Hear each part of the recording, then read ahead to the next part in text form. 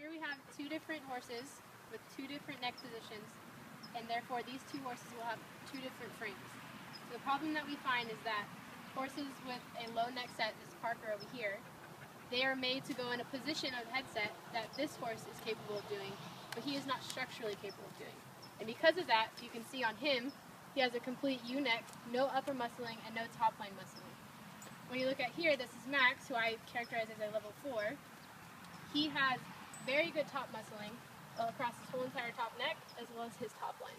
He has a very high neck position, versus Parker has a very low neck position. So I can make him go into a very high frame, and he'll still work correctly. Where if we make him go in a very high frame, you can see that it is not using the muscles correctly. So once again, if I make him go into a low frame, stretching down, you can see that his back will start to lift. And then the same thing with him, you can see that you go down. Let him go, Marcia. Then his back will start to lift.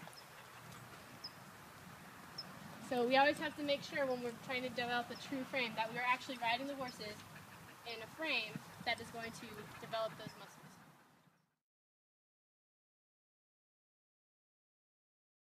Alright, so here we're going to talk about biomechanics of the horse. So what we're going to say is, why do we want to get their head to drop down? Why do we want them to reach down? And the reason is, you can watch as he starts to reach down with his neck, you'll watch that his back will lift. Tell me if it's lifting. Yep. Alright, and as he comes up, his back will low. And if you stretch him up, his back should get even worse. Right. So we want to talk about roll cur, which is hyperflexion. You can see that there is no change whatsoever in the raising of this back. It means the engine's always working. You should always feel that your horse is going in front of you. You should always feel as soon as you add leg, that you feel like you're going to be propelled backwards because your horse is moving forward. Or you can use it as in, I like to use a metaphor of toothpaste. Pretend like you're riding a tube of toothpaste. So when you squeeze, you want that toothpaste to come out that way, right? So if you hold the front of the toothpaste, it's not going to go anywhere. If you push back the toothpaste, then it'll go in front of you. That's keeping in front of the leg. Good explanation. Does it have anything to do with soft feel? What do you mean? Well, it's not soft feel, but riding in your hand has everything to do. Yeah. Soft feel. I don't like to use the word soft anymore because too soft is bad, so I like to use friendly contact. You want to have friendly contact from your hands to their mouth. Why is too soft not good? Why isn't it good? Because then you're not having any connection from the hind to the front. They're running away from your bit, that means they're going backwards. Okay, but what if you just have a horse that has just got a really soft feel and understanding of the bit, and you don't have to use a lot of manual contact? That would be this horse. I still have a friendly contact, but it's lighter than when I ride Archie, another horse that's going to be here in the demonstration. So he is extremely light because he was reining trained. They're trained to put this head down, and I'll be super soft.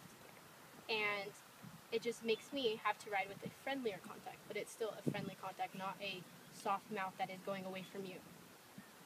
So you're saying that a horse can actually have too soft of a mouth? Yes.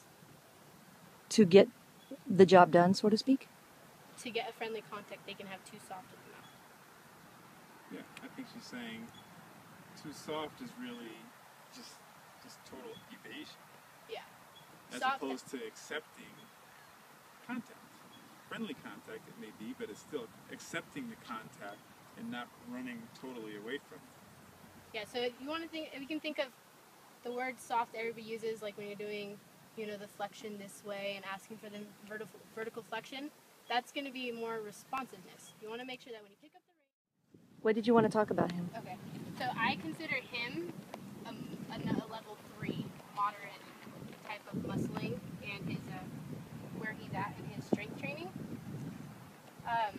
I put him there because even though he doesn't have the super high musculature of his upper neck or anything, and he does have a very pronounced lower neck, he has the full strength of his whole entire body. He has very good top line over his back because he's a reiner trainer. They've been stopping, and his head's having to be down to the ground.